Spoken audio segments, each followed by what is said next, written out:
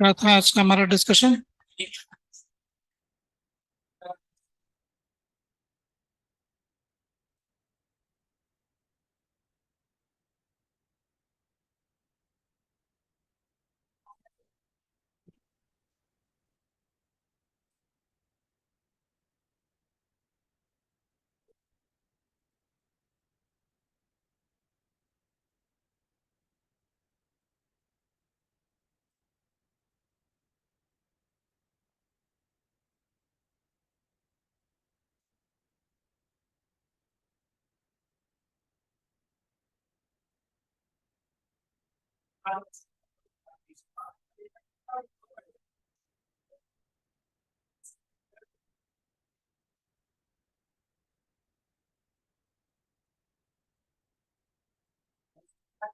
UP पे number क्या था? 16।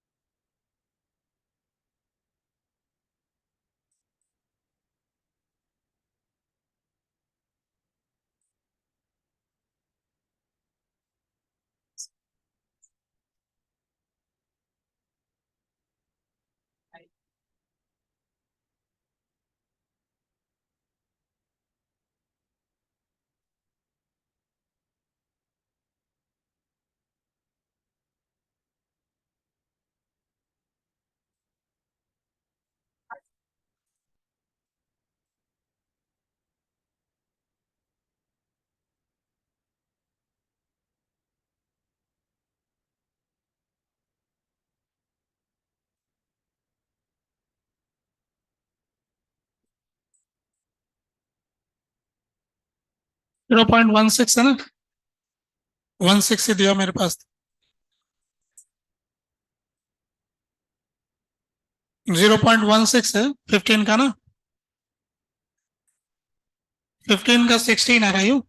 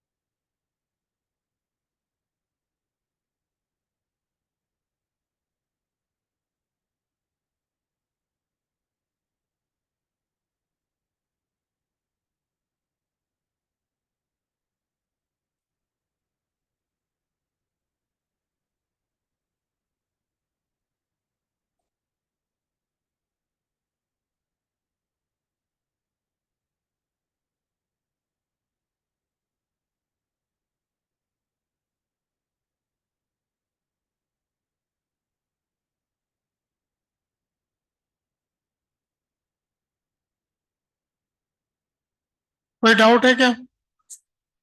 इजी था डीबीबी। चलो अच्छी बात है। और क्या था हमारा डिस्कशन?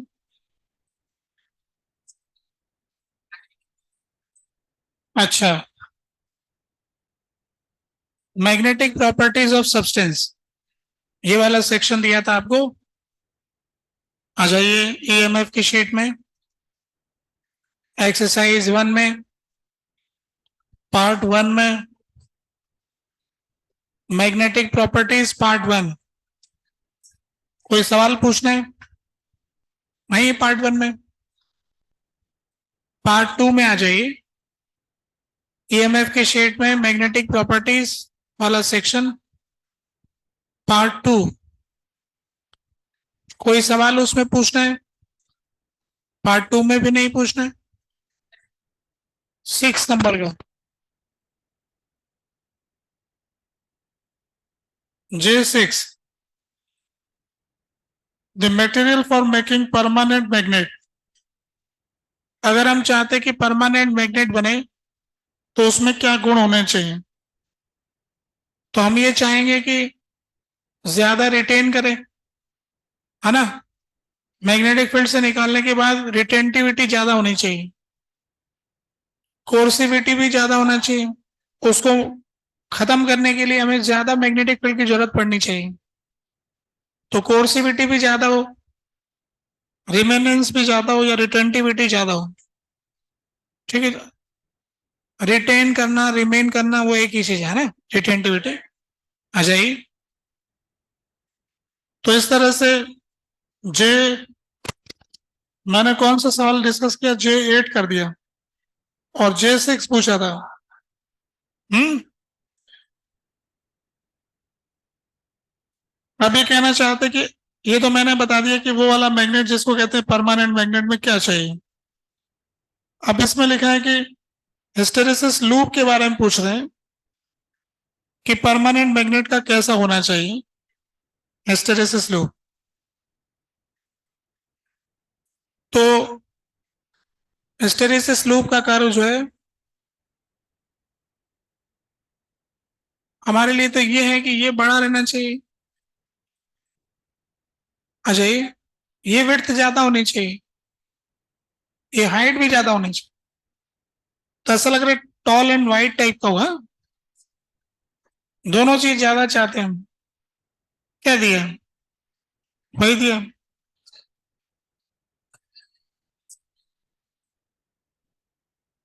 ये रिमेनेंस है ना, ये रिटेंटिविटी, और कोर्सिव फोर्स, कोर्सिविटी इससे जुड़ी हुई है। ठीक है।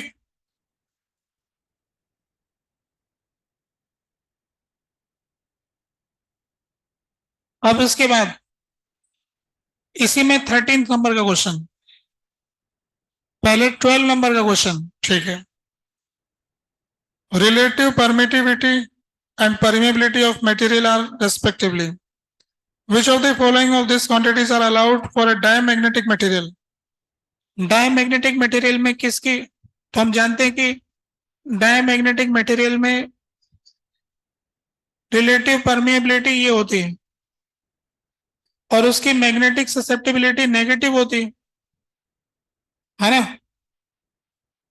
तो एक से छोटा होना चाहिए म्यू आर, ऐसा हमको पता लग रहा है।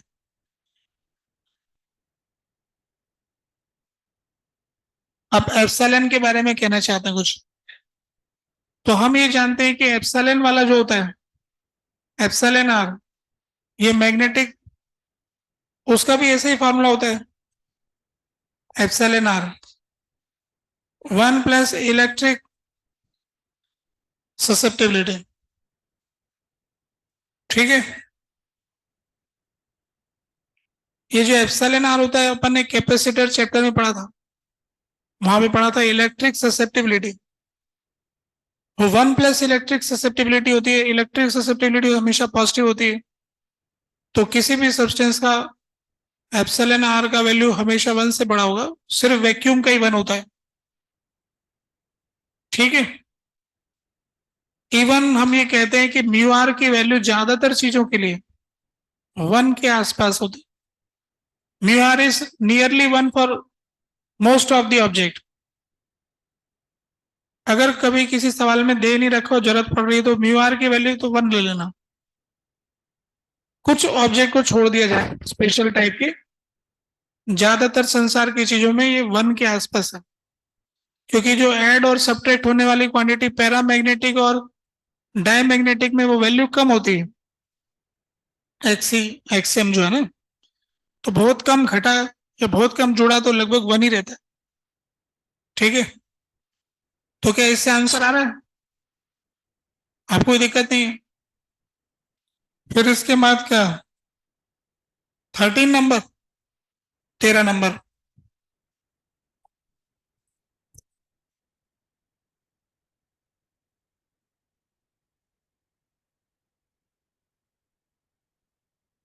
हिस्टेरेसिस लूप दो मैग्नेटिक मटेरियल का दिया हुआ है, दो चित्र दे रखे हैं।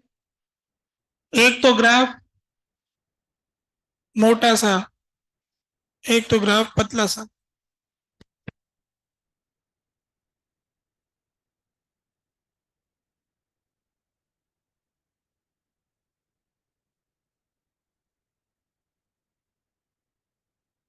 एक थोड़ा मोटा ग्राफ है, एक थोड़ा पतला ग्राफ।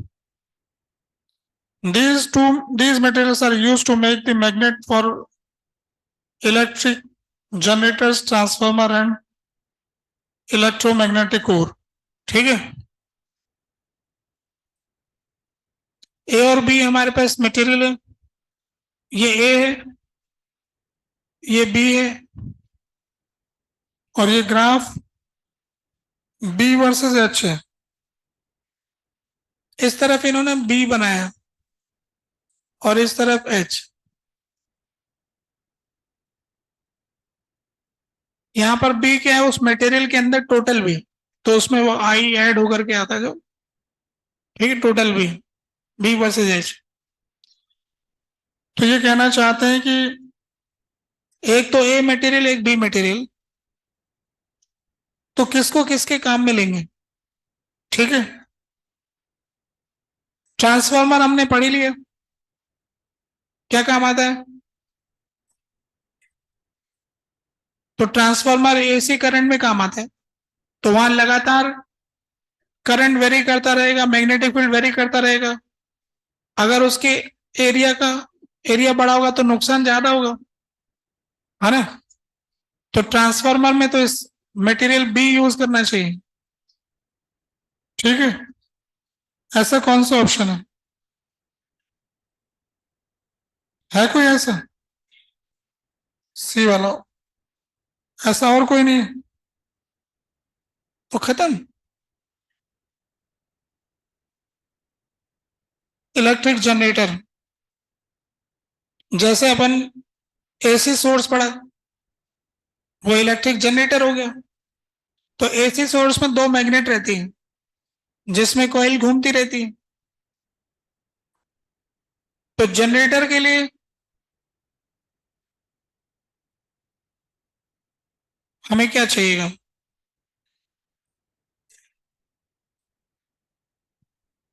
जैसे टरबाइन वाला केस ले लें,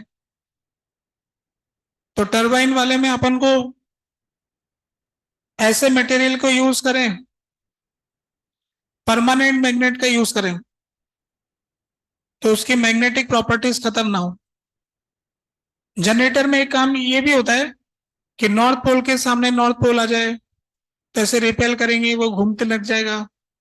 मैग्नेट मैग्नेट से करेंगे, फिर इसको इलेक्ट्रोमैग्नेट से भी करते हैं। और तीसरा क्या है? Electromagnetic course. ये कहाँ पे काम आते हैं?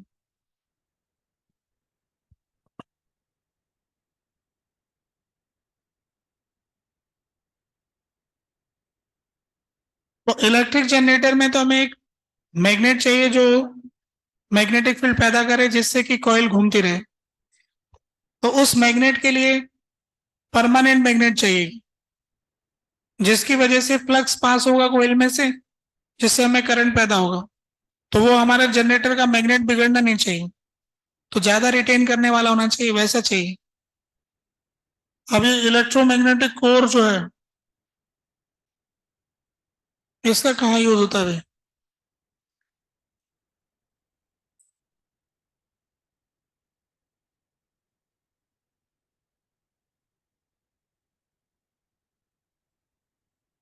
जहां पर भी टाइम वेरिंग मैग्नेटिक फील्ड आएगा, वहां सॉफ्ट वाला चाहिएगा। बस ये है, इतना कैलकुलेशन में आएगा। तो इसमें तो वैसे डायरेक्टली एक ही ऑप्शन से सिलेक्ट हो रहा है, मेहनत नहीं करनी पड़ रही है ना।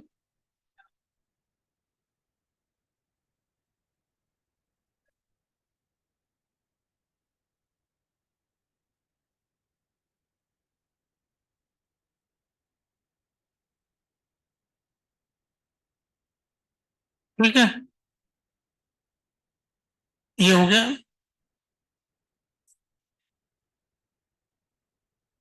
फ्लक्स लिंकेज लॉस का मतलब टोटल फ्लक्स की लाइनें जितनी एक लूप से पास हो रही उतनी पूरी उससे नहीं आ रही। 100 लाइनें तो उसमें से 98 दूसरे से गुजर रही है। ठीक है, तो टोटल पावर नहीं मिल पा रही उधर। अब अपन चलते हैं इसके पार्ट 3 में। पार्ट 3 में कौन सा सेक्शन है? Section L. एल में 2 सवाल, कोई दिक्कत? फिर एक्सरसाइज 2 में कोई है? और किसी में है नहीं? मैग्नेटिक प्रॉपर्टीज सब हो गई।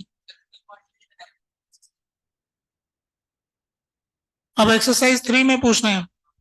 ठीक है, आ जाइए एक्सरसाइज 3 में।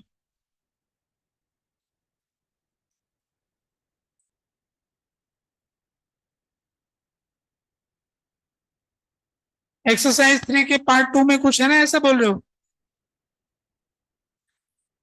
क्या दिया था फिर?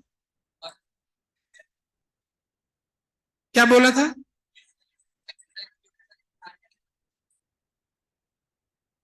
ऐसा बोला था कि ईएमएफ वाली शीट में जो भी इसका है सवाल सब कर लेना, ऐसा नहीं बोला था? एक्सरसाइज 3 नहीं बोला?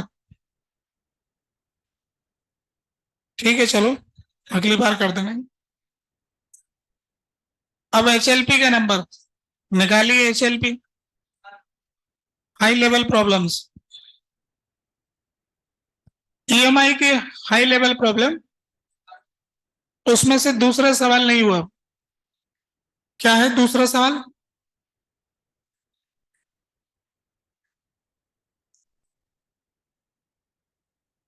हाँ, इसमें क्या दिक्कत है? ये तो ऐसा तो होने में।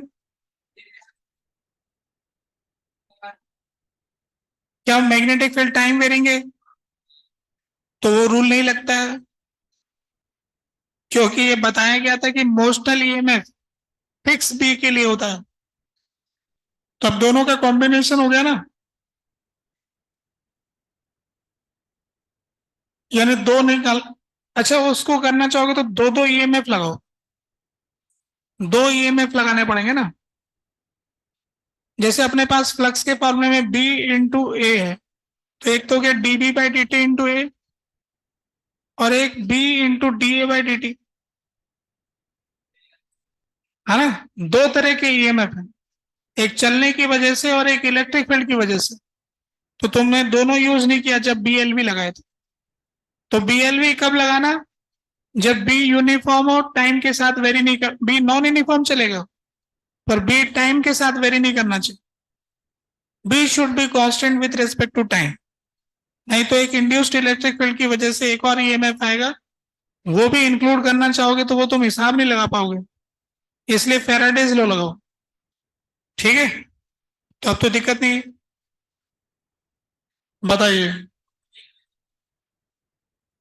क्वेश्चन नंबर 4 का इक्वेशन सॉल्व नहीं कर पा रहे हो?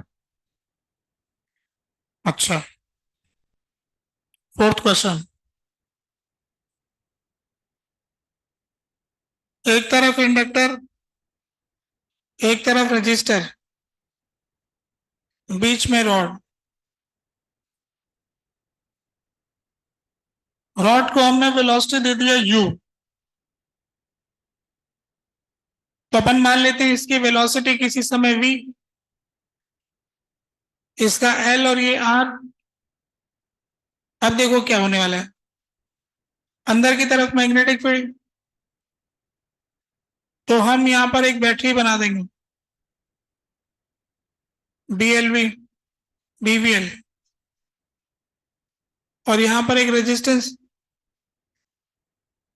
इस तरफ का करंट I1, इस तरफ का करंट I2, इस पे I1 प्लस I2 के इसका रेजिस्टेंस भी है, बीच वाली रोड नहीं है।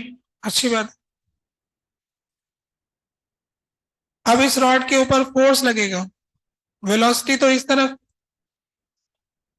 I1 प्लस I2 LB, तो इससे इसका एक्सेलरेशन इधर, वेलोसिटी इधर, एक्सेलरेशन इधर। अब अपन इस पे न्यूटन्स लॉ लगाते हैं। I1 plus I2 LB minus M dv by D t, ऐसा हो गया। अब इसमें केवीएल इधर वाले पे लगाते हैं। BVL minus L d I one by D T,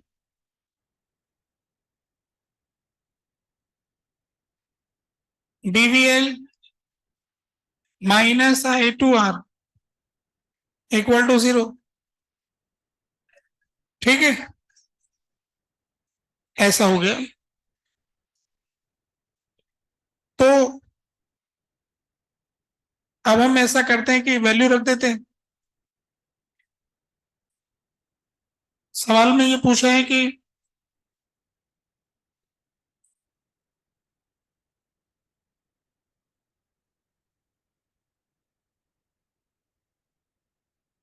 inductor से कितना चार्ज फ्लो हो गया जब रॉड का वेलोसिटी 1 मीटर पर सेकेंड हो गया और जब रॉड का डिस्टेंस इतना हो गया। ठीक है, तो इंडक्टर से फ्लो होने वाले चार्ज के बारे में पूछा जा रहा है कि इंडक्टर से कितना चार्ज फ्लो होगा। तो इसके लिए फिर हम ऐसा करते हैं कि I2 तो हमें हटाना होगा, यहाँ पर इस इक्वेशन में हटा देते हैं। तो इसको I2 का वैल्यू इसमें रख देते हैं और I1 का वैल्यू लेके आए हम यहाँ पर। तो इसकी जगह रखता हूं मैं I1 LB plus I2 LB is equal to minus M dv by D t. ठीक है, अब I1 की जगह पर आ गया BLB बाय I2 की जगह ना,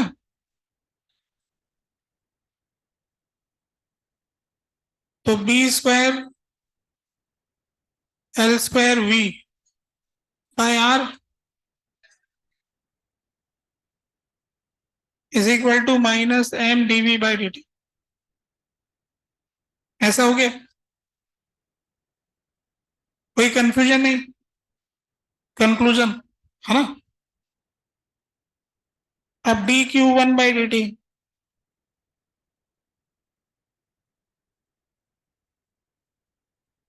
dx by D T dv by D T, dt dt काट दूं तो LBQ1 B² L² bye RX V2 minus V1। अब इसमें बाकी कुछ दिया हुआ है, Q1 हमसे पूछ लिया है, बाकी सब कुछ दिया हुआ है, Q1 हमसे पूछ लिया है। L का इक्वेशन का जरूरत नहीं पड़ा है, इसी से आंसर आ गया है। ठीक है, तो इस प्रकार ये क्वेश्चन नंबर चौथा भी हो गया। कितने क्वेश्चन दिए थे? 5 है, हो गए पांचों। ठीक है, ये लो 5 सवाल हो गए। अब एसी में भी कुछ दिया था क्या? ट्रांसफॉर्मर निकाल लीजिए, एसी में ट्रांसफॉर्मर।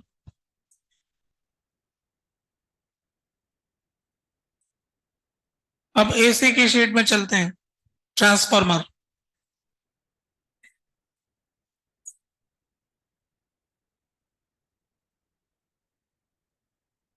3 3 शीट खुल गया था ना। इन लोगों का तो शीट ही खो जाता है, उनको आता है पता नहीं रहता है, फिर वो कहते हैं दोस्त मोबाइल में फोटो खींच लेता हूँ, ऐसे ही कर लूंगा। कौन शीट उठाए, है ना। तो अभी इसमें ये बताओ, exercise 1 part 1 transformer, part 2, part 3, एक क्वेश्चन है जो नहीं हुआ है, ये लो।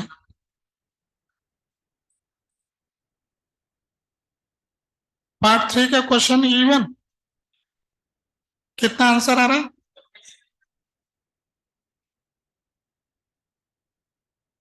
आंसर मिली एम्पियर का होना चाहिए। आप तो सही कह रहे हो। ठीक है, कर लो। मिली एम्पियर में आंसर चाहिए, ठीक है ना? तो अब तो कोई दिक्कत नहीं है, आंसर आ गया है। तो अब क्या था फिर एक्सरसाइज 2 में? बस इतना ही था। अच्छा, ये भी हो गया फिर। चलो ये हेडिंग आ गया ऐसे। तो अपनी क्लास में हमने एवरेज का कुछ सवाल किया था क्या? 2 सवाल एवरेज निकालने वाला किया था। आरएमएस का भी किया होगा। दोनों काम किया। ठीक है, तो पहला सवाल आज की क्लास का करते हैं वापस, एवरेज और आरएमएस के बारे में।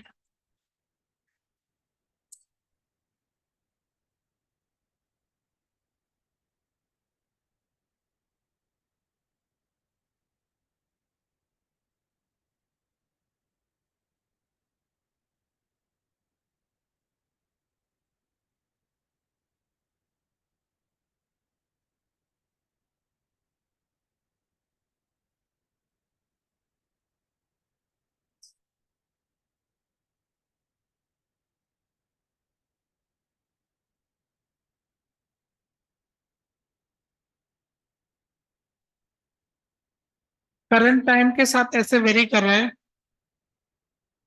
तो हमसे ये पूछा है, find average current during time T1 to T2, T1 से T2 टाइम के दौरान एवरेज करंट का वैल्यू क्या हो?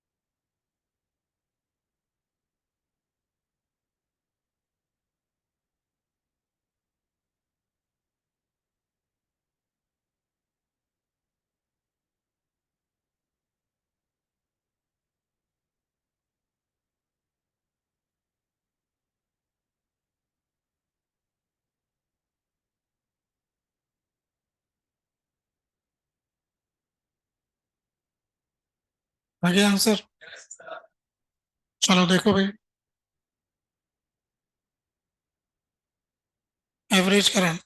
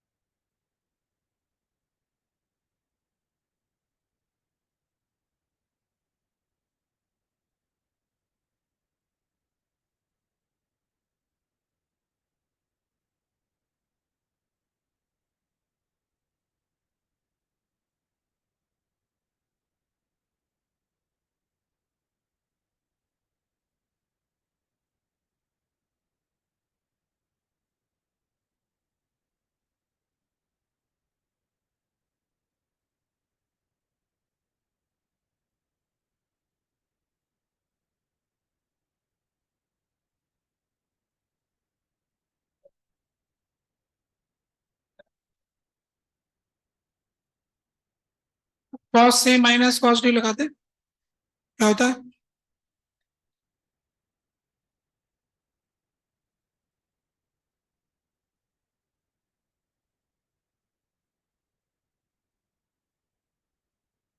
क्या आ जाएगा?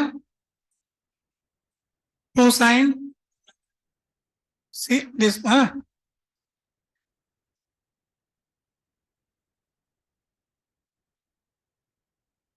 By two into sine.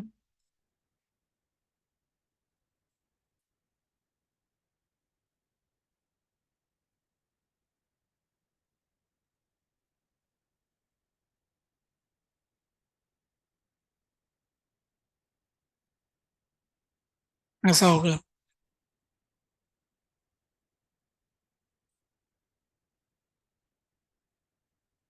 ये निकाला होगा आप लोगों ने, मिल रहा आंसर? ठीक है। अच्छा देखो, इसमें एवरेज की वैल्यू केस वाइज, अगर हम इसमें टी वन की वैल्यू जीरो ले लें और टी टू की वैल्यू टी ले लें, इसी में आपको अच्छा लगेगा, इधर वाले में टी वन की वैल्यू जीरो और टी टू की वैल्यू टी, तो जीरो आ जाएगा। तो एक साइकिल का एवरेज वैल्यू जीरो हो गया। ठीक है, पूरे साइकिल का लेंगे तो एवरेज जीरो आ गया।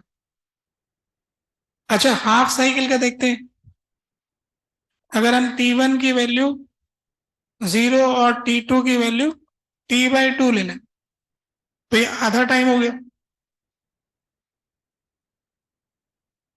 तो इसमें पुट करेंगे टी वन जीरो और टी टू की वैल्यू टी बाई टू, तो कितना हो गया? ट्वाइस हो जाएगा। यहाँ पुट करेंगे T by two minus zero, तो टी बाई टू कट जाएगा, तो two I not by pi आ जाएगा। तो average current two I not by pi, half cycle का average two I not by pi होगा। आधी साइकिल जो है उसका average value two I not by pi होगा। ठीक है, कहाँ गया?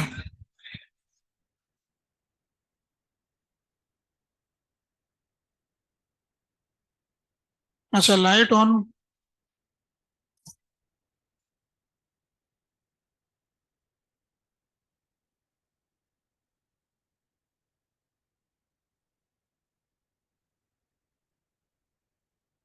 क्या इसको ऑन नहीं कर रखा था?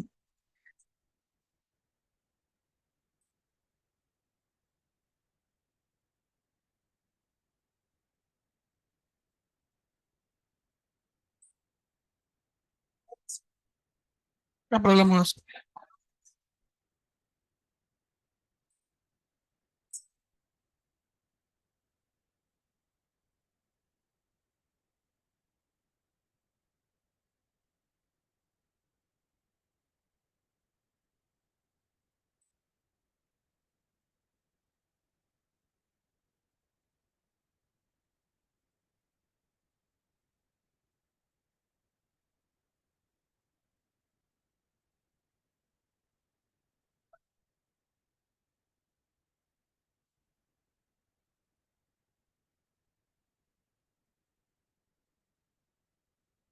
पता नहीं, कि देखा कि टाइम की वैल्यू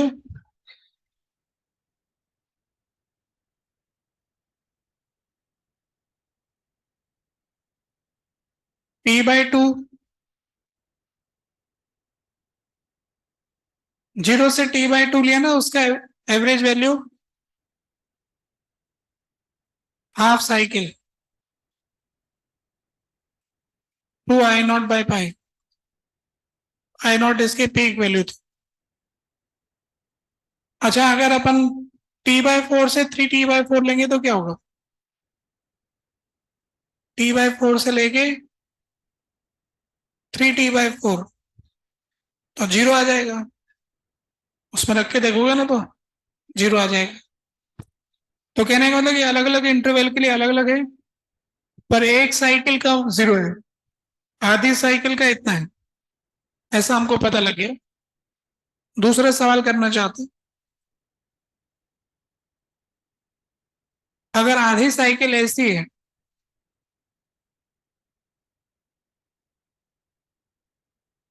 और आधी cycle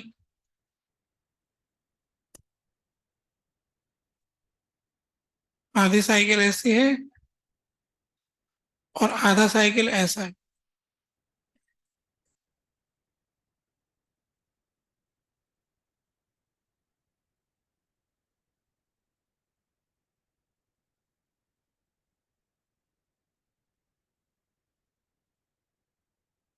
find average current.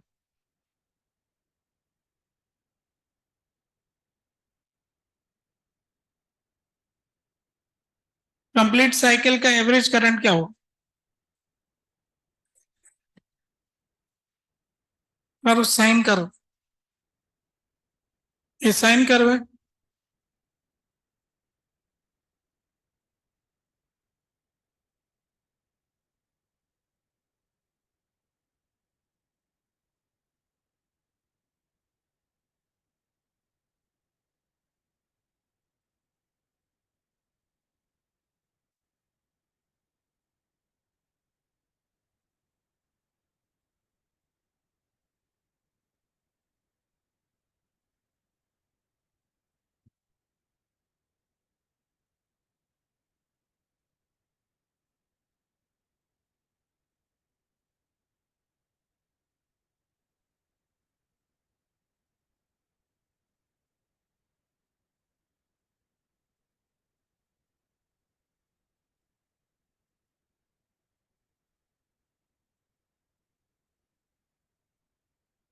RMS value भी निकालो।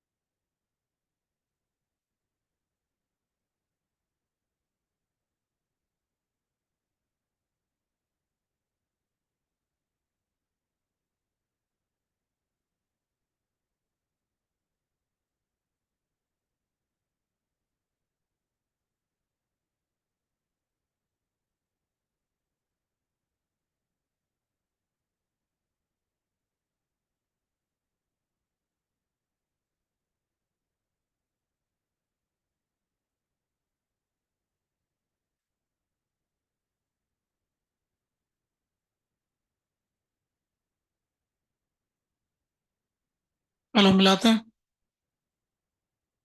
देखते हैं।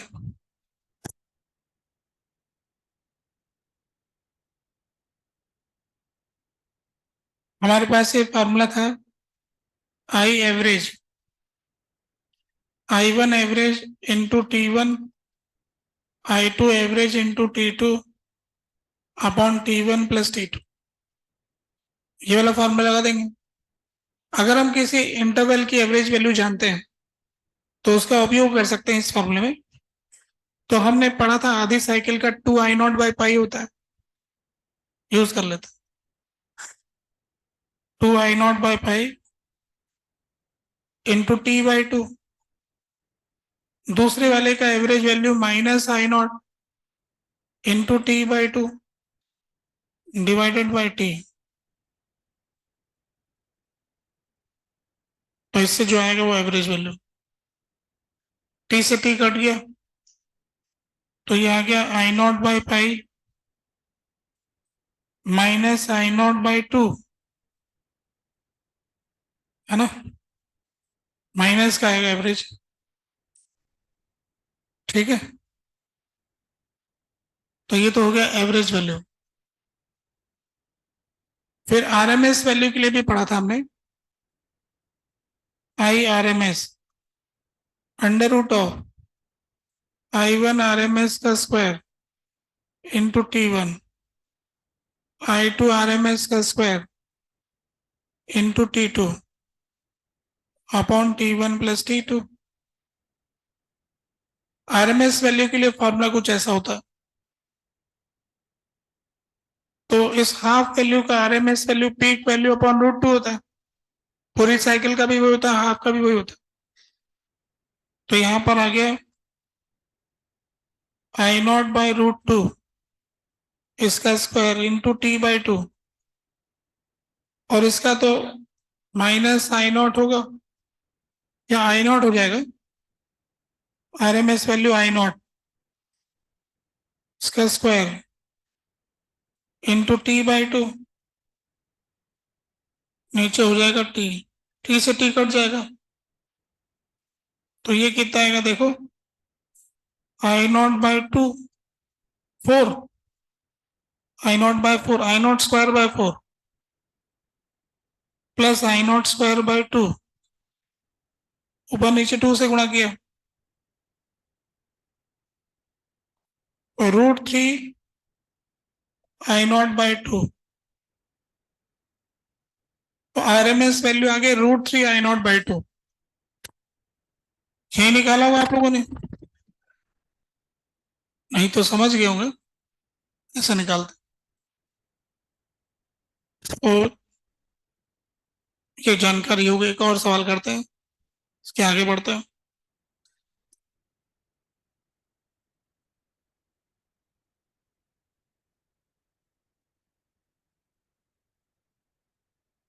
ठीक है ना।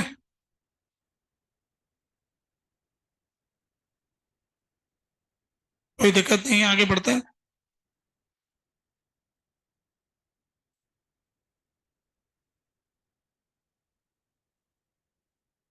तो अगला क्वेश्चन ये है,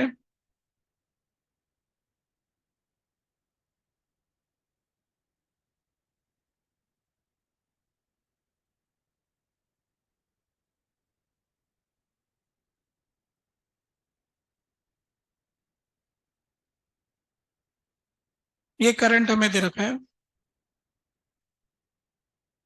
find RMS and average current.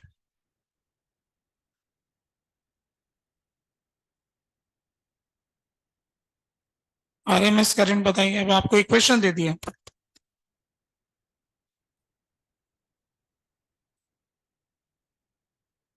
Of one cycle.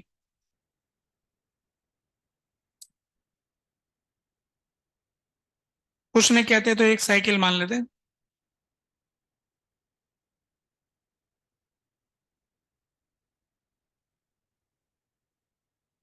अगर इस करंट को ग्राफिकली दिखाया जाए तो ऐसा कुछ होगा, ये I01, और फिर इसमें ये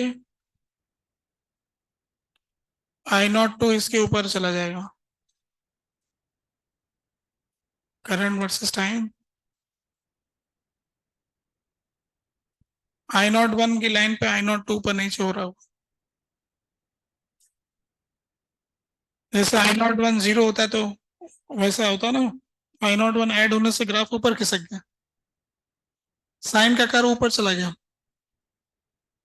ठीक है।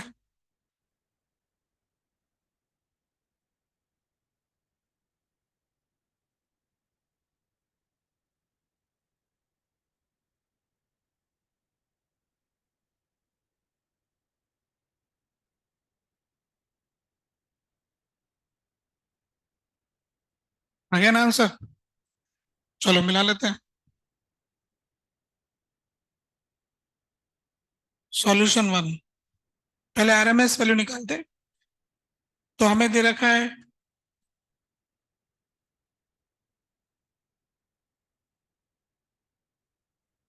तो पहले तो स्क्वायर करना होता, स्क्वायर कर लेते।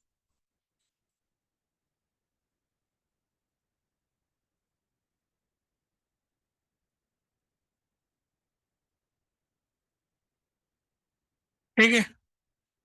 फिर एवरेज लेना होता है, तो सम का एवरेज एवरेज का सम होता है।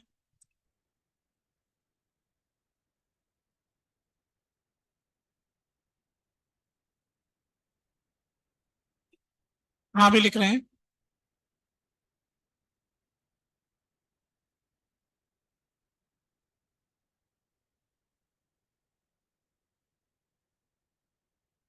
है ना। अब इधर देखो, sine square omega T plus phi naught plus two I not one I not two sine omega T plus phi naught.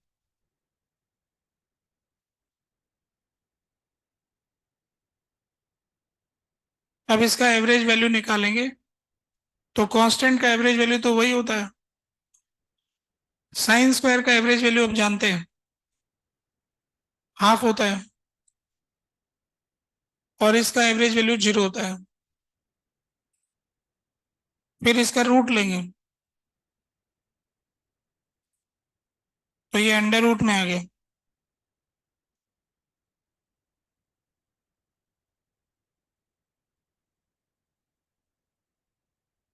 तो ये हो गया आई आर एम एस।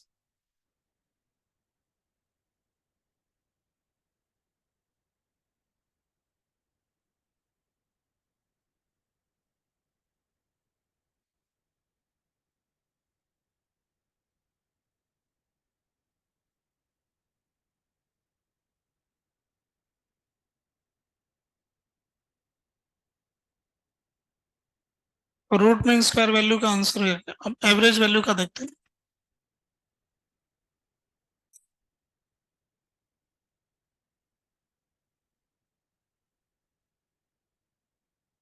अब आई का average value, I not one का average value, sine omega T plus phi not का average value, तो zero हो गया। तो आई का average value I not one हो गया। तो एवरेज वैल्यू तो वही होगी जो कांस्टेंट वाली है।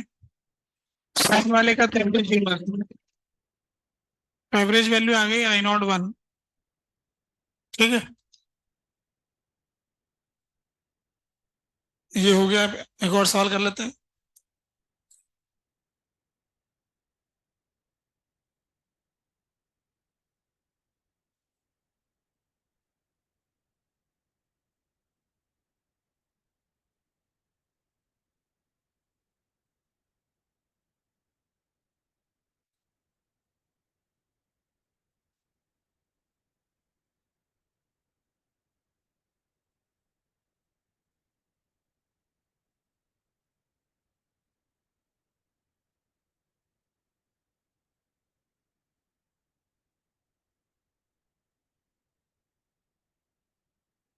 हो गया।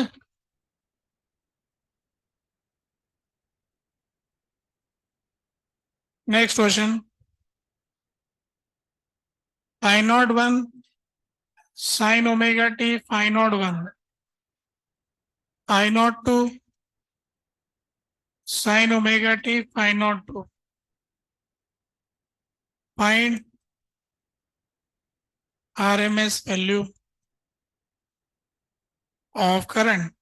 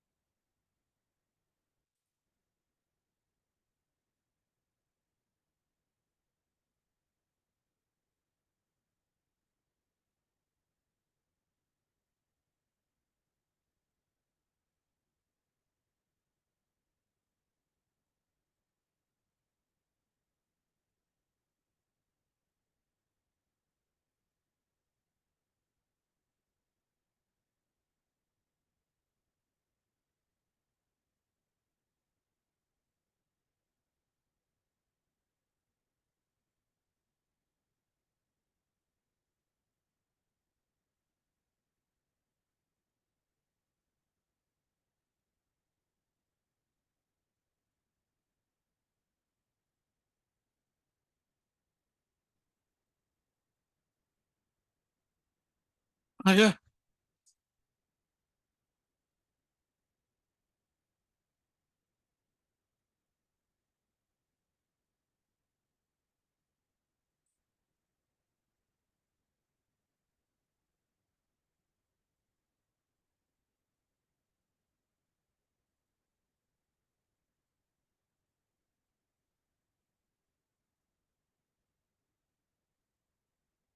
अब देखो कि इसको कैसे सॉल्व करते हैं। इस इक्वेशन को देख के हमें पता लगता है कि ये एक एसएचएम की इक्वेशन है, ये भी एक एसएचएम की इक्वेशन। दो एसएचएम को जोड़ना हमने सीखा था फेजर डायग्राम बनाकर। फेजर डायग्राम बना के जोड़ लेंगे। कैसे बनाते थे भाई? क्या था ये फेजर डायग्राम? तो फेजर डायग्राम में हम क्या करते हैं कि जो भी एसएचएम होती है उसको एम्पलीट्यूड वेक्टर से रिप्रेजेंट करते हैं।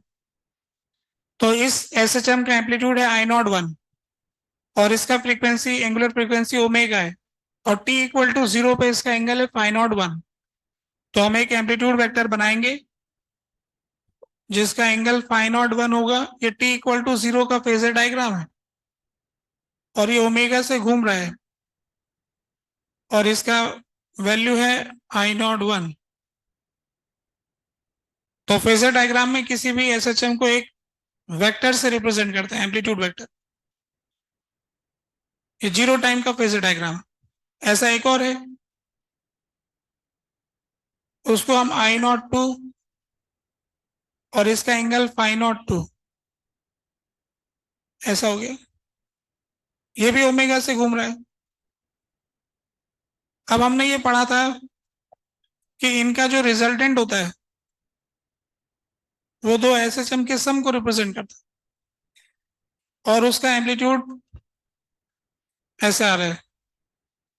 तो हमारा जो टोटल इक्वेशन है वो होगा I is equal to I not sine omega T plus phi not. इन दोनों को ऐड करने से ऐसा है। अब इसमें से आई नॉट निकालना है कि आई नॉट कितना है, वही चाहिए। फाई नॉट भी निकालना है, वैसे आई नॉट भी निकालना है, और हम आई नॉट निकालते हैं। तो ये तो वेक्टर का फॉर्मूला लग जाएगा,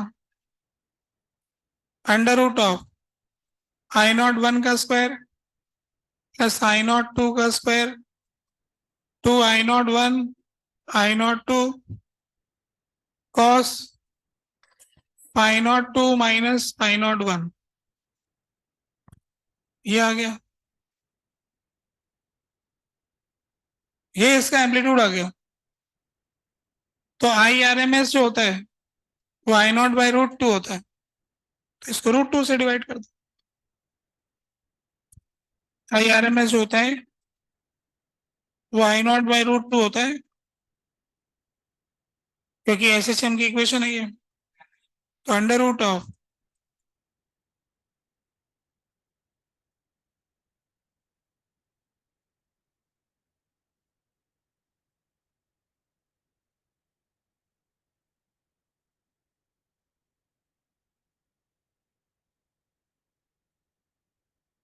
ये आ गया आई आर एम एस। ये निकाला होगा आपने, पर ऐसे नहीं निकाला होगा, है ना?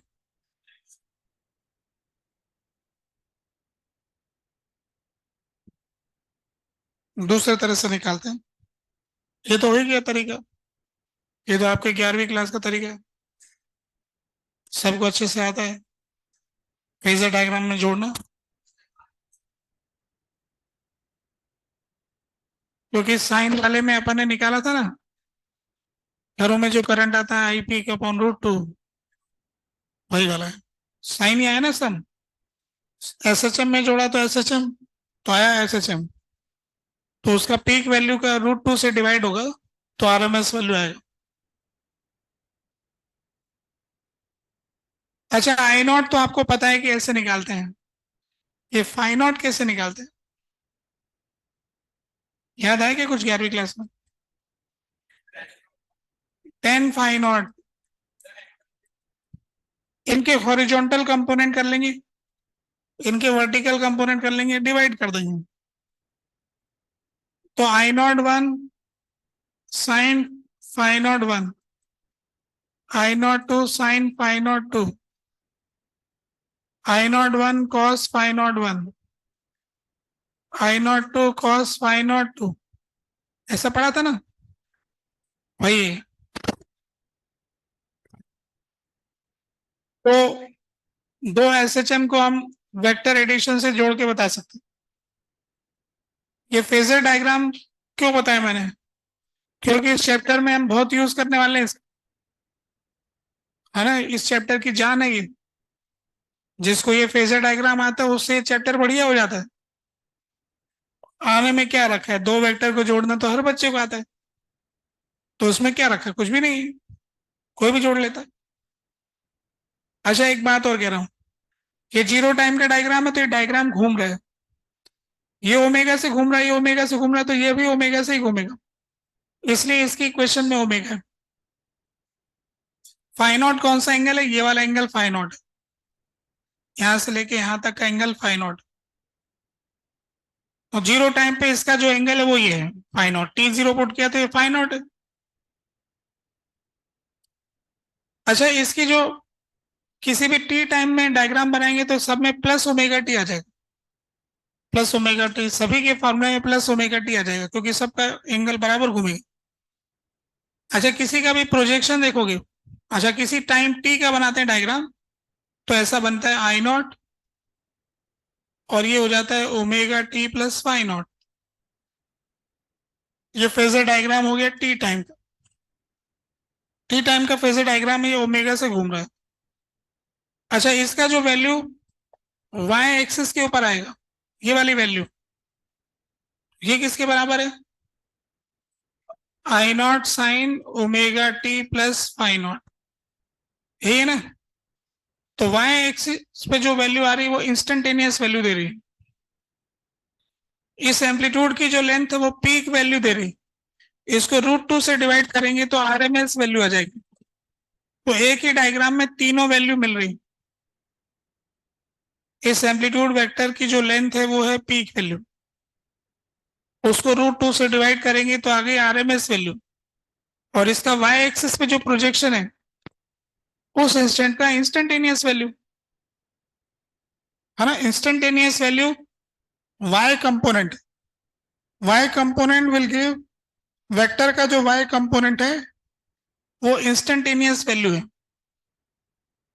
वेक्टर की जो लेंथ है वो पीक वैल्यू है, और इसको √2 से डिवाइड करेंगे तो आरएमएस वैल्यू आ जाएगी। ठीक है, फेजर डायग्राम में चाहो तो आरएमएस वैल्यू का भी फेजर डायग्राम बना सकते हो, पूरा फैक्टर ही पूरा डायग्राम √2 से डिवाइड हो जाएगा, है ना।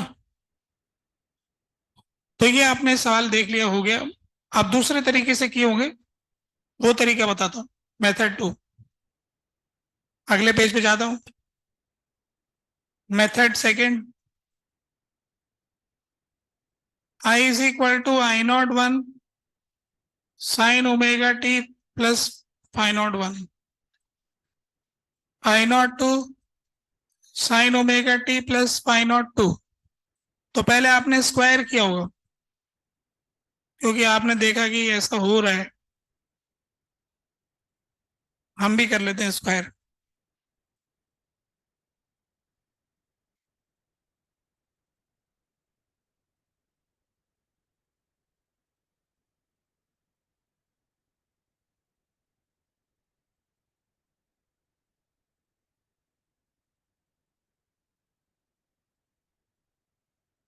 ये वाला स्टेप तो आपने पार किया होगा। फिर आपको पता है कि एवरेज ले रहे हैं, तो आपने भी लिया होगा, इस साइन स्क्वायर का average value half plus I naught square, फिर इसका average value half, 2 I not 1, अब 2 इसको देते हैं, I01 इंटू I02। अब 2 sin A sin B क्या होता है, cos of A minus B, T minus A कर लो, कोई दिक्कत नहीं, but five not two minus five not one minus A plus B, तो cos of two omega T five not one plus five not two, ये आया। इसका अपन को एवरेज लेना है, तो ये तो कांस्टेंट है और ये तो वेरिएबल है, इसका तो जीरो हो गया एवरेज, तो यही रह गया बस। तो ये आ गया I naught square by two, I not two square by two plus I not one I not two cos five not two minus five not one. अब इसका रूट लेना है। अब की बार तो ये आंसर है, पिछली बार तो कुछ और आया था। सेम ही आया क्या? ठीक है, फिर तो अच्छी बात है।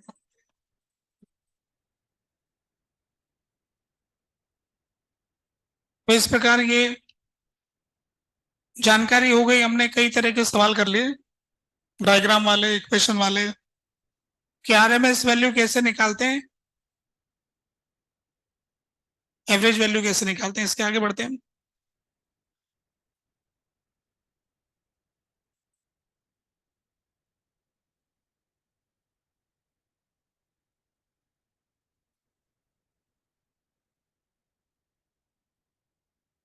ठीक है, बढ़े आगे।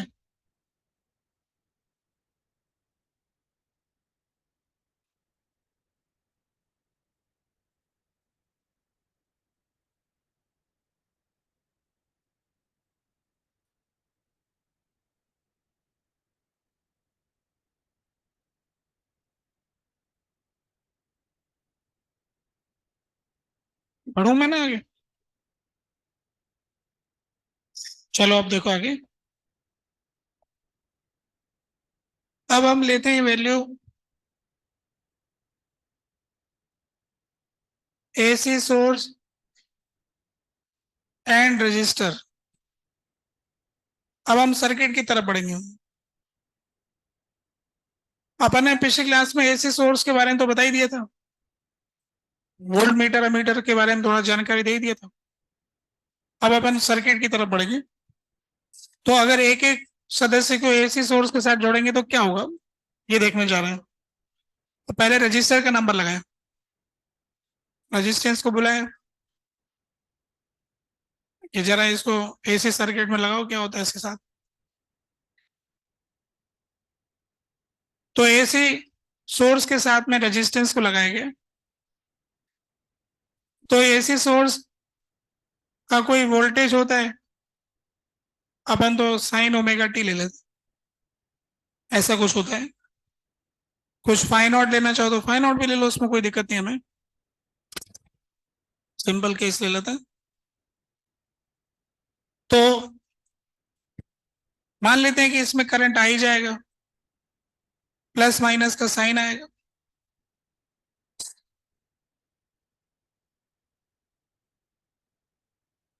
तो ये कहना चाहते हैं कि एसी हो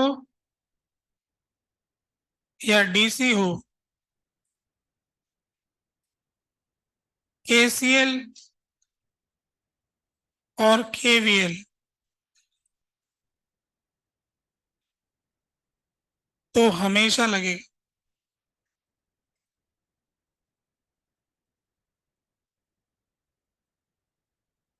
इंस्टेंटेनियस वैल्यू के लिए।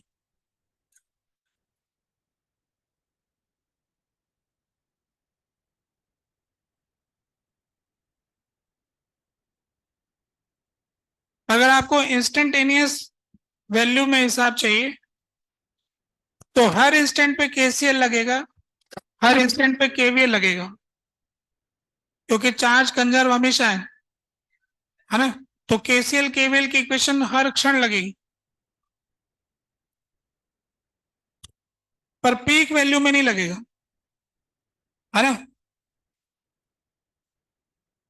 पीक वैल्यू में अपन को नहीं लगेगा। जैसे एक ब्रांच के अंदर करंट कुछ जा रहा है, दूसरी ब्रांच में कुछ करंट जा रहा है, तो तीनों ब्रांच का सम, एक में आ रहा है, दो में जा रहा है, तो I one is equal to I two plus I three हो जाएगा। पर ये नहीं कह सकते कि I2 की पीक वैल्यू और I3 की पीक वैल्यू का सम I1 की पीक वैल्यू।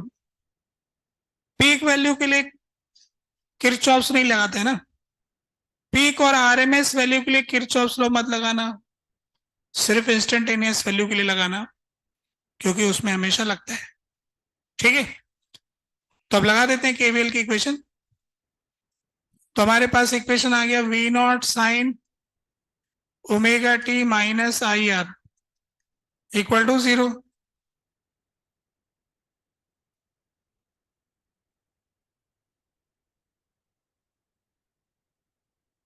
इस तरह से हमने देखा कि बड़ी आसानी से करंट आ गया। करना क्या, वोल्टेज को रेजिस्टर से डिवाइड कर दिया, हो गया। तो इससे हमें ये मिला कि अगर दोनों के ग्राफ बनाए, अगर हम दोनों के ग्राफ बनाए, current end voltage versus time, तो इनके ग्राफ बनेंगे एक जैसे। अगर ये ग्राफ वोल्टेज का है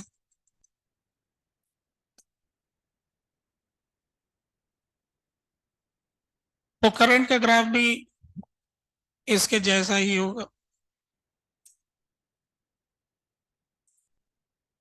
ये करंट का graph I not minus I not, हरा वाला करंट का ग्राफ है, लाल वाला वोल्टेज का है। तो एक बात जो हम कह सकते हैं वो ये है, इन case of register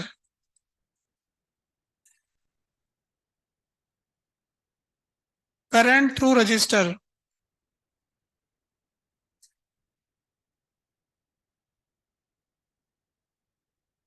will be in same phase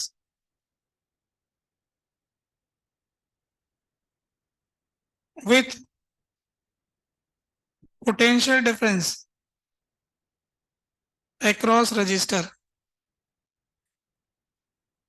current और वोल्टेज में कोई फेज डिफरेंस नहीं होता है। इसका इक्वेशन साइन ओमेगा टी, तो उसका इक्वेशन भी साइन ओमेगा टी।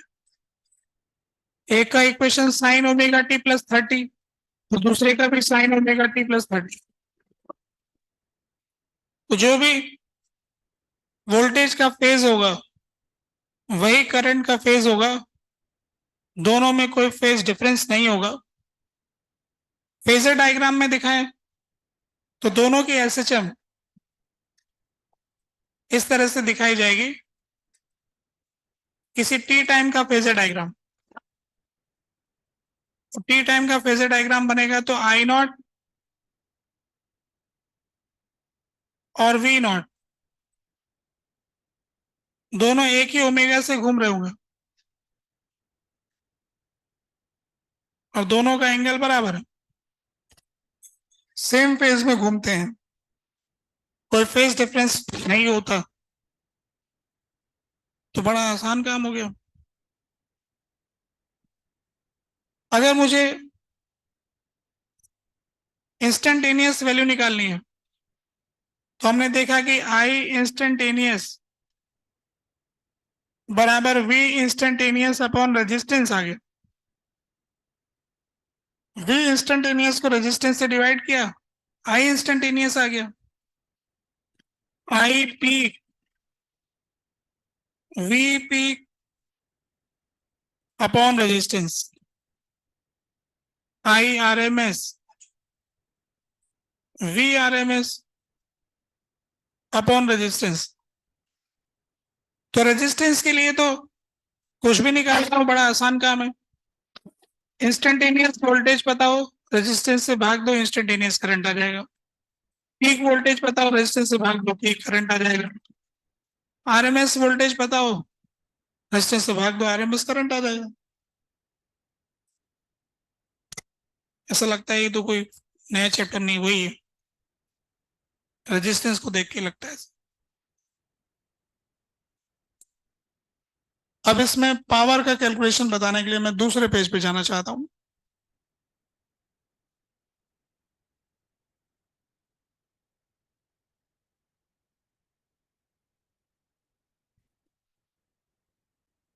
तो करंट और वोल्टेज सेम फेज में रहते हैं। कईयों को फेज नाम से एलर्जी होती है, जैसे आता है लोगों को बोझ लगने लग जाता है। क्या कहना चाहते हैं, क्या है ये फेज वेज? जो साइन में थीटा है वही फेज एंगल है। साइन फंक्शन में अंदर जो एंगल आ रहा है, जो साइन में एंगल है वही फेज एंगल है। तो अब हम इसमें पावर के कैलकुलेशन के लिए दूसरे पेज पे जा रहे थे। अब ये रेजिस्टेंस है, इसके across potential difference plus minus V naught sine omega t है, और इसमें करंट हम निकाल चुके हैं। तो पावर का formula V into I, instantaneous instantaneous instantaneous power का फॉर्मूला होता है instantaneous voltage into instantaneous current. ये तो सीधा फार्मूला है, हर कोई जानता है, लगा देंगे। तो इंस्टेंटेनियस पावर जो है,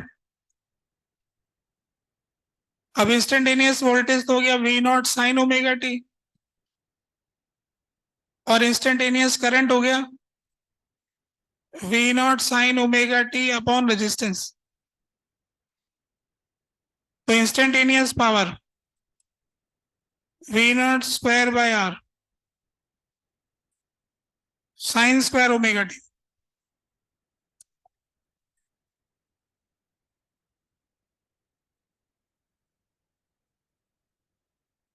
जिसको कि हम ऐसे लिख सकते हैं V naught square by R 1 - cos 2 omega t.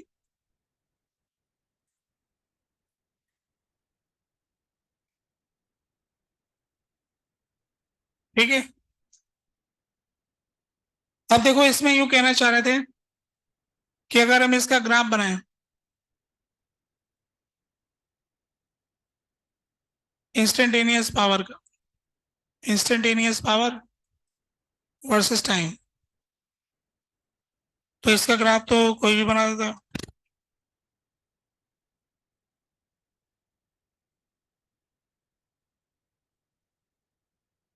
Cos का ग्राफ बनेगा,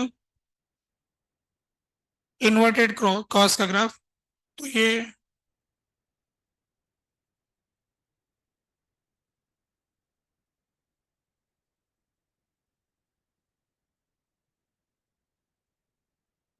अगर इस दौरान करंट को भी दिखाएं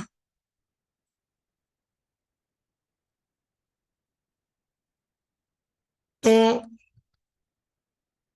ये टाइम है t/2 और ये टाइम है t। करंट का ग्राफ देखेंगे तो ऐसा होगा।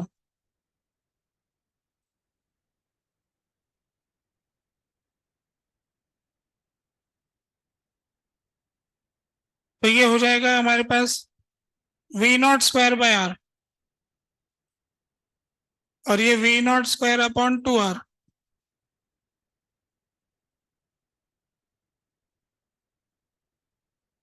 तो हमको ये समझ में आया कि जो करंट का 1 साइकिल है, इधर करंट है, ये करंट का 1 साइकिल,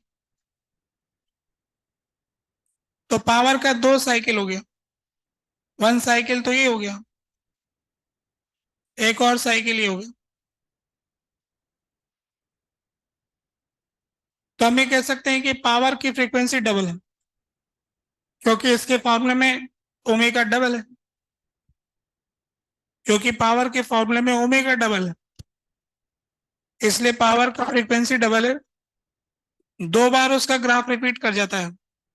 पावर की फ्रीक्वेंसी एसी की फ्रीक्वेंसी की डबल होती है।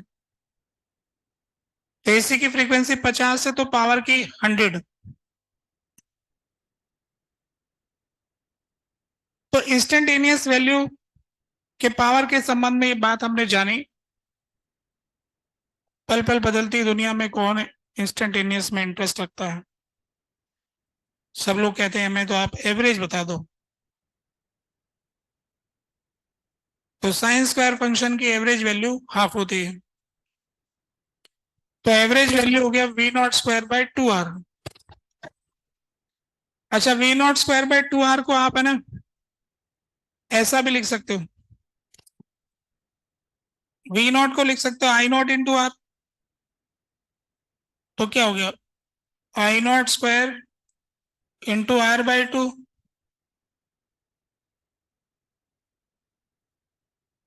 आ रहा है कि नहीं आ रहा? V0 को लिख सकते हो I0 × R, पुट कर देंगे तो ऐसा आ जाएगा। अच्छा, इसको ऐसा भी लिख सकते हो I RMS² × R, क्योंकि I0/√2 I RMS होता है। तो average power I RMS² × R, या आप इसको V RMS² अपॉन R भी लिख सकते हो।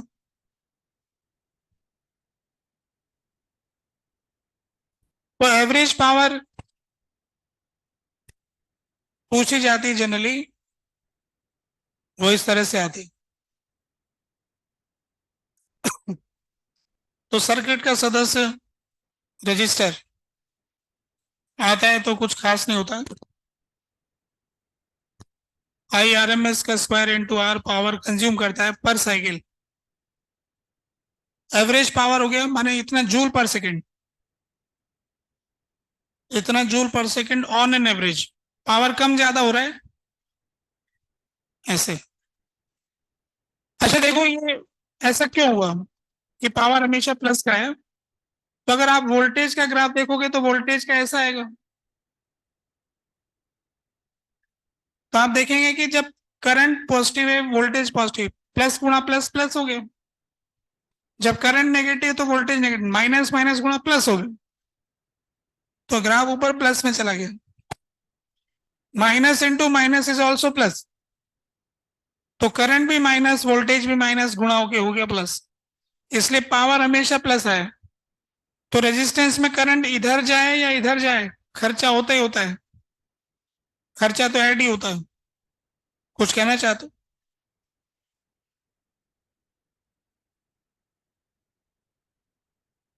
साइन स्क्वायर को 1 - cos 2 थीटा लिख सकते हैं।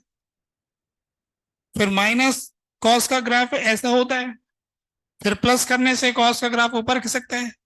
ऐसा सीखा है ना अपन ने ग्राफ बनाना है। साइन स्क्वायर का ग्राफ अगर तुमने रट रखा है तो ऐसा होगा, क्योंकि आंसर तो ये होगा ना कि कुछ भी घुमा के करो। अब तुमने गलत आंसर रट रखा है कि साइन स्क्वायर और मॉड साइन के ग्राफ में अंतर होता है। हाँ ना, मॉड साइन का ग्राफ और साइन स्क्वायर एक जैसा नहीं होता है। ठीक है, तो अब हम दूसरे सदस्य से मुलाकात करते हैं। ये हो गया रजिस्टर, दूसरा आता है, वेट करना है।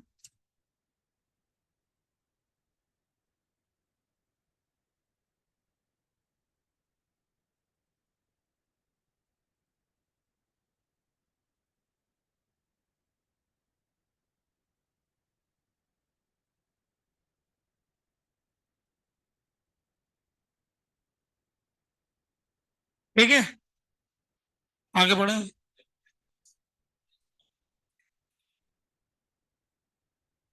Capacitor and AC source. अब कैपेसिटर को सर्किट में बुलाते हैं, इसके आने से क्या फर्क पड़ता है? तो कैपेसिटर को बुलाया, इसको एसी सोर्स से लगाया।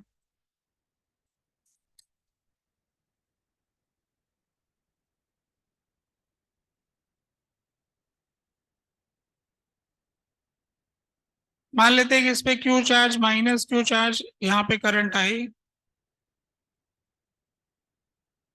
तो इस तरह से अभी हम जानना चाहते हैं कि एसी सोर्स कैपेसिटर जोड़ते हैं तो क्या होता है।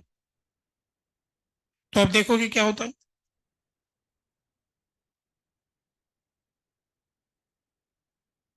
किरचॉफ का नियम तो हमेशा लगता है इंस्टेंटेनियस वैल्यू के लिए। माना किसी इंस्टेंट पे करंट था आई, उसी इंस्टेंट पे चार्ज था क्यू, उस इंस्टेंट पे वोल्टेज था इतना, तो इक्वेशन था ये V naught sine omega t minus Q by C equal to 0। तो Q is equal to C V naught sine omega t. तो कितना आसानी से चार्ज मिल गया। तो यहां से ये पता लगता है कि ये जो कैपेसिटर होता है उसका चार्ज और ये वोल्टेज, ये दोनों सेम फेज में आते हैं, क्यू एंड वी।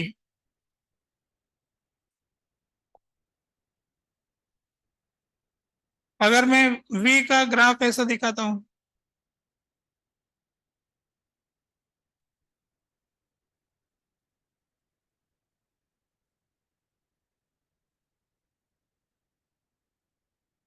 तो क्यू का ग्राफ ऐसा होगा,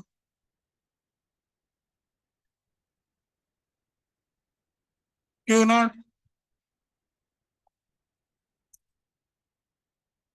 ये V naught, Q naught is equal to C V not.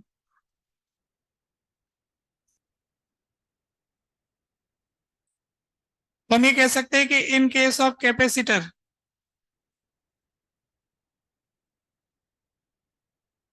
Charge on plate of capacitor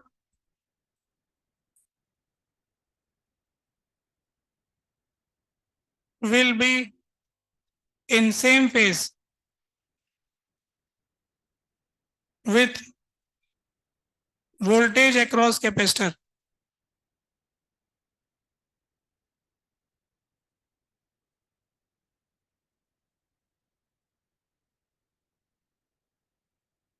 In case of capacitor, charge on plate of capacitor will be in same phase with voltage across capacitor।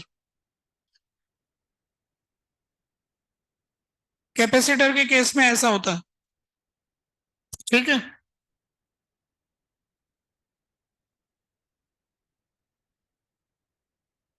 पर दुनिया को charge में कोई interest नहीं है, दुनिया current पूछती है, करंट बताओ। तो करंट कैसे निकालोगे, डिफरेंशिएट करेंगे।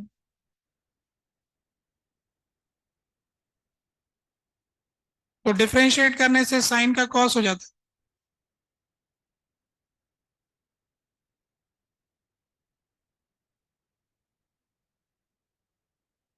और डिफरेंशिएट करने से 90 डिग्री आगे हो जाता है। तो जब डिफरेंशिएट करते हैं तो साइन का कॉस बन जाता है, कॉस साइन 90 होता है। तो डिफरेंशिएट करने से प्राप्त हुआ करंट। तो इस प्रकार हमें पता लगा कि करंट जो है वोल्टेज से 90 डिग्री आता है। तो हम ये कह सकते हैं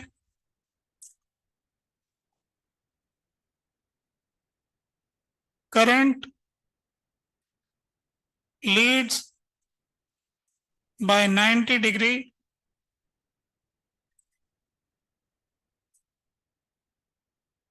फ्रॉम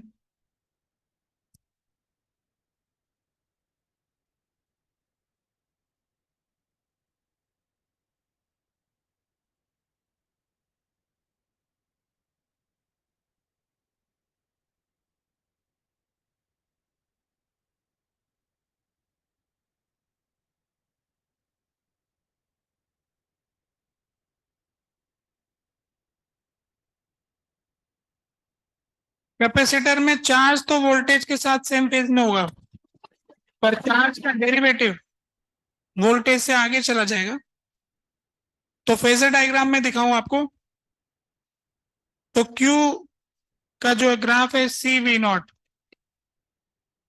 और वी नॉट,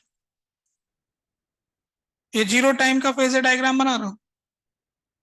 तो करंट इससे आगे होगा आई नॉट 90 डिग्री।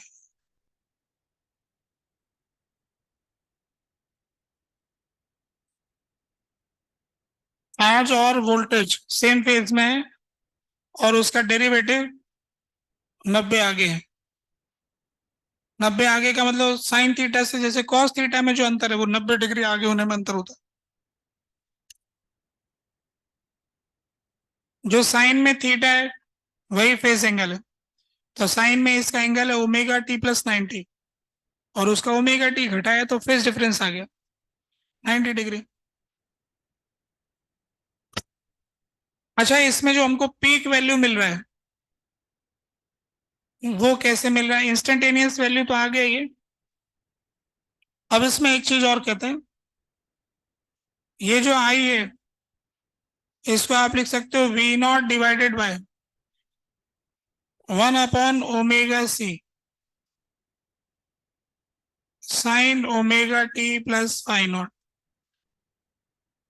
ऐसा लिख सकते हैं।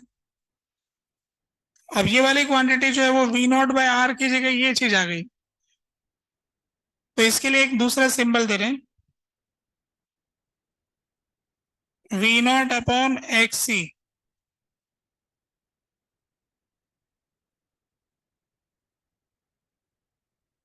What is X C? ये 90 डिग्री था।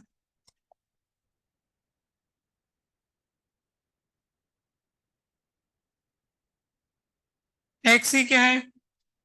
तो एक्स सी है 1/ओमेगा सी। इसका नाम रखा गया है कैपेसिटिव रिएक्टेंस। एक्स बोले रिएक्टेंस, सब्सक्रिप्ट लगाया सी, तो कैपेसिटिव रिएक्टेंस। तो एक होता है रेजिस्टेंस और एक होता है रिएक्टेंस।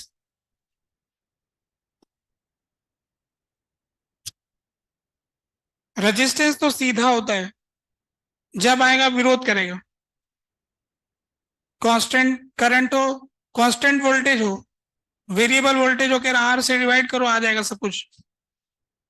रिएक्टेंस कहते हैं पहले आपकी फ्रीक्वेंसी बताओ फिर हम बताएंगे कि हमको क्या करना है। We will react according to you. तो ये ऐसी डिवाइस आ गई जो सिचुएशन देख के रजिस्ट कर रही है, तो इसलिए इनका नाम रख दिया रिएक्टेंस। इसका यूनिट तो ओम का ही आ रहा है, इसका यूनिट जो है ओम।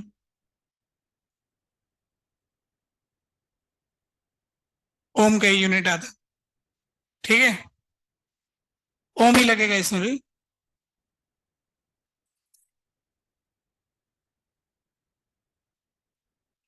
अब ये रिएक्टेंस फ्रीक्वेंसी देख के कैसे रिएक्ट करता है, उसके लिए कहेंगे कि अगर ओमेगा हाई होगा तो लो रिएक्टेंस, हाई ओमेगा लो एक्सी, लो ओमेगा हाई एक्सी। तो कैपेसिटर ने ये कहा कि ज्यादा वेरिएबल वोल्टेज वोल्टेज लगाओगे तो मैं बिल्कुल भी कम रिएक्ट करूंगा, आसानी से जाने दूंगा, अच्छा वोल्टेज आएगा। बहुत ज्यादा ओमेगा हुआ ना तो इसकी वैल्यू जीरो को अप्रोच करेगी। जीरो जैसी क्वांटिटी से डिवाइड करोगे तो करंट ऊंचा ऊंचा आएगा, है ना। जैसे जीरो रेजिस्टेंस से जाते तो आप करंट इनफाइनाइट आता है। तो इससे कहना है कि बहुत ज्यादा फ्रीक्वेंसी रखोगे तो करंट ऊंचा दूंगा मैं, कोई दिक्कत नहीं है। विरोध नहीं कर रहा, जैसे मेरा विरोध कम होगा तो विरोध को अपन रिएक्ट के नाम पे बोल रहे हैं, रिएक्ट मैं कम रिएक्ट करूंगा। अगर लो फ्रीक्वेंसी होगी तो फिर इसके बाद डिनोमिनेटर में ओमेगा कम हो गया, तो इस रिएक्टेंस की वैल्यू हाई हो जाएगी। रिएक्टेंस की वैल्यू हाई हो जाएगी तो फिर ये विरोध ज्यादा करेगा, फिर उसका करंट की वैल्यू कम आ जाएगी, पीक वैल्यू कम हो जाएगी। तो इसलिए ऐसा कहते हैं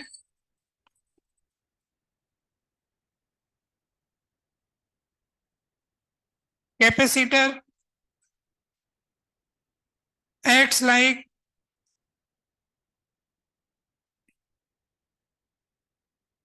high pass filter,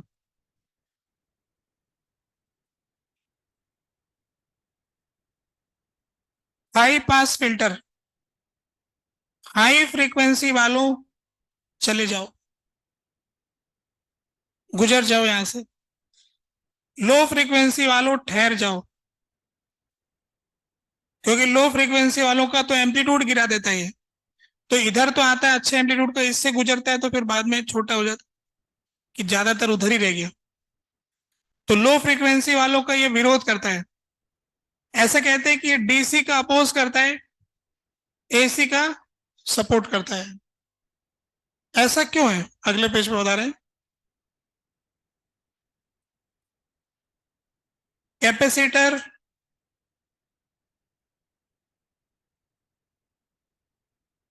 supports AC, opposes DC. Capacitor जो होता है,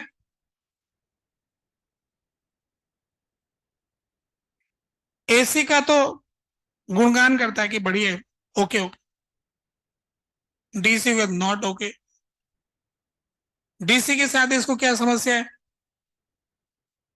तो ये कहता है कि भाई डीसी वाले की तो मैं गली में आना बंद कर दूंगा, बार बार एक ही तरफ आता रहता है। चार्ज ही चार्ज जमा हो गए, चार्ज ही चार्ज जमा हो गए, ऐसे लटक रहे हैं। तो ये प्लस का चार्ज, ये प्लस का चार्ज, ये प्लस का चार्ज, और ये लाइन लगा के खड़े हैं इधर, प्लस प्लस, यहाँ माइनस। फिर ये ऊपर आने के थे तो ये मना करता हूँ, ऊपर मत आ,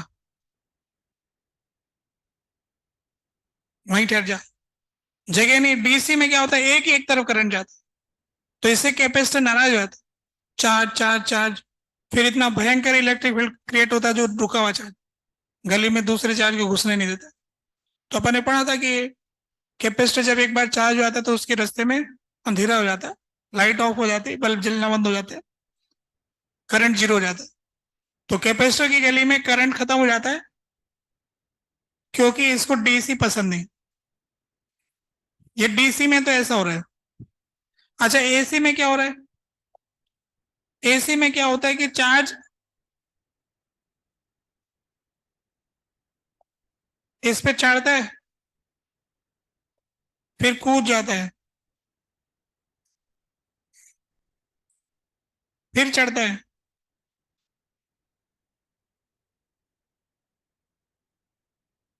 चढ़ता उतरता रहता है, 1 सेकेंड में 50 बार, 50 टाइम्स इन 1 सेकेंड।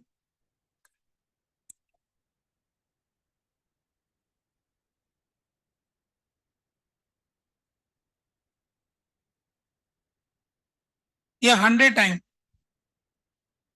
100 बार होगा क्या, 100 बार होगा इसका, है ना, 1 सेकेंड में 100 बार। ये लो भाई, एक बार एक आदमी को 100 बार चढ़ाएंगे उतारेंगे। कैपेसिटी कह रहे चार्ज वार्ज तो कुछ हो नहीं, चढ़ उतरता रहे, मेरे को क्या जा रहा है, चढ़ जा उतर जा। चार्ज आ रहा है जा रहा है, खुद ही आ जा रहा है कि भाई आ रहा है कि जा रहा है, क्या कर रहा है, ठीक है जो करना है कर ले, चार्ज तो एक्स्ट्रा हो ही नहीं रहा है। तो कैपेसिटर को विरोध नहीं है, ऐसे उतरने चढ़ने वालों से बिल्कुल दिक्कत नहीं। उतर के चढ़ के बैठ जाते हैं ना, उनसे दिक्कत है। फिर वो नए को जाने नहीं देते। तो कैपेसिटर डीसी का विरोध करता है पर एसी का सपोर्ट करता है, फॉर्मूले से भी आ रहा है। अब डीसी के लिए आप ओमेगा की वैल्यू क्या मानोगे, जीरो। हाँ, इफेक्टिवली जीरो मानोगे तो ये मैच खा जाएगी बात, इनफाइनाइट रेजिस्टेंस टाइप का हो गया ना, वैसा हो गया। अच्छा, इसको यूं याद रखने के लिए ऐसा रखते हैं। अच्छा, ऐसा हुआ, एक बात और बताता हूँ, फिल्टर में क्या होता है, मान लो कि यहां से दूसरा रास्ता है, यहां से दो भाई आए, एसी डीसी, एसी और डीसी दो भाई आ रहे थे, तो एक किराए पे पहुंचे, तो सामने मिला उनको कैपेसिटर। डीसी कह रहा है भैया मैं तो गली चेंज करूंगा, ये अच्छा नहीं है सामने वाला, मेरे से कोई दोस्ती नहीं है। एसी कह रहा है हमारा दोस्त है भाई, हम इधर ही जाएंगे। तो फिल्टर हो गया।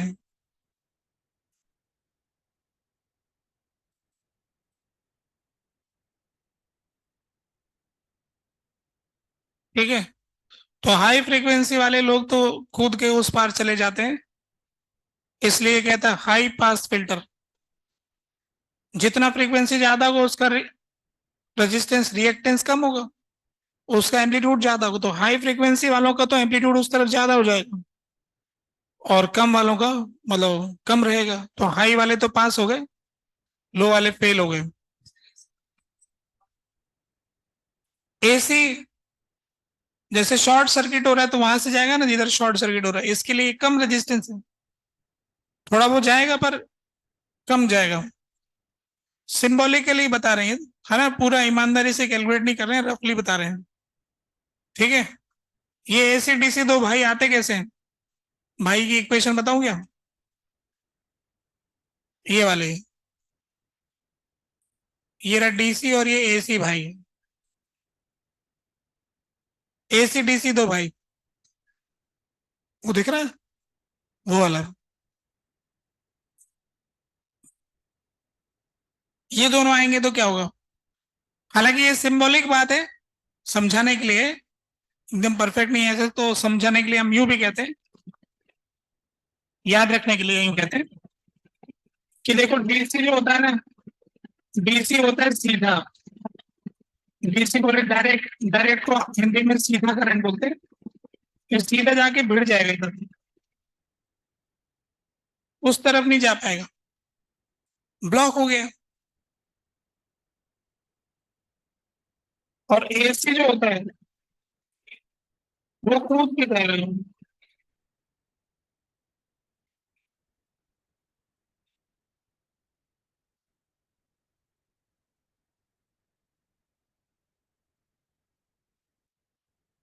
एसी और डीसी,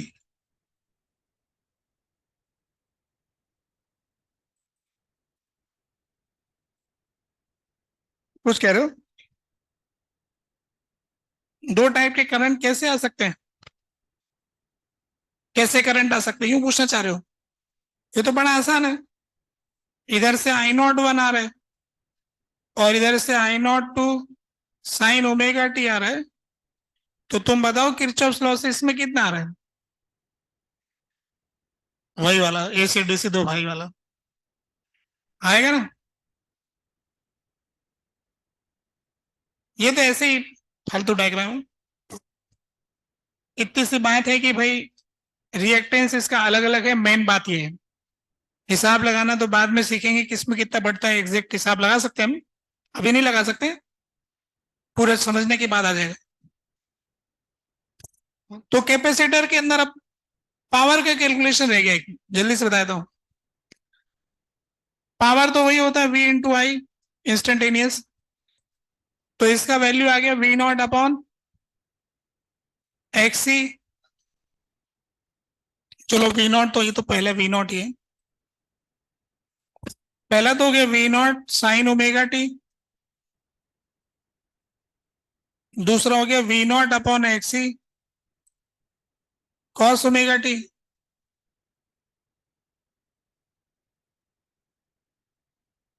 तो पावर का फॉर्मूला आ गया V naught square upon X सी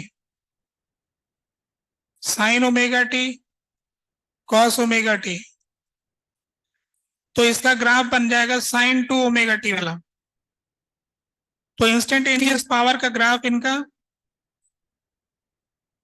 ऐसा आ गया, प्लस माइनस प्लस माइनस, ये पावर वर्सेस टाइम। इसी दौरान अगर हम करंट का ग्राफ दिखाएंगे, करंट का ग्राफ दिखाएंगे, तो इसका एक साइकिल में ऐसा आएगा,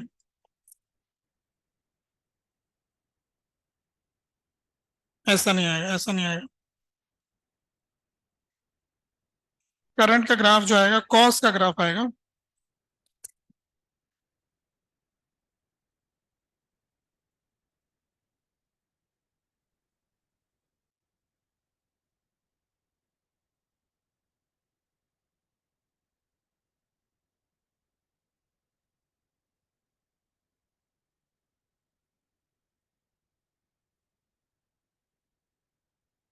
हम ये देखते हैं कि इसकी एवरेज पावर तो जीरो होती है।